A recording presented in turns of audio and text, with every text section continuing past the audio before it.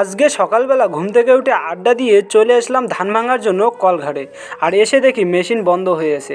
তাই কাকুকে বললাম মেশিনটা চালু করার জন্য, তাই কাকু চালু করে দিল আর ধান ভাঙা শুরু হয়ে গেল। ধান ভাঙা শেষ করে চলে আসলাম একটা হার্ডওয়্যারের দোকানে দুটো নাট বল্টু আনার জন্য। নাট বল্টু নেওয়া শেষ করে চলে আসলাম একটা মিষ্টির দোকানে। আর এসে সর্বপ্রথম 10 টাকা দামের একটা মিষ্টি খেয়ে চলে আসলাম মাঠে।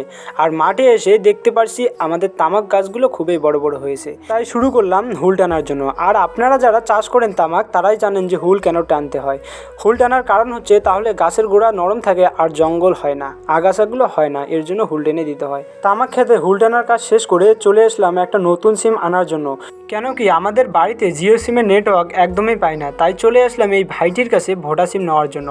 আর ভোডা সিম নেওয়া শেষ করে চলে আসলাম বাড়ি, কেন কি আমাদের বাড়িতে পল বুনজানোর কাজ শুরু হয়ে গেছে। আর আপনারা এরকম আরও মিনি ব্লগ পেতে চ্যানেলটি সাবস্ক্রাইব করে পাশে থাকো। Tata, bye bye, take care.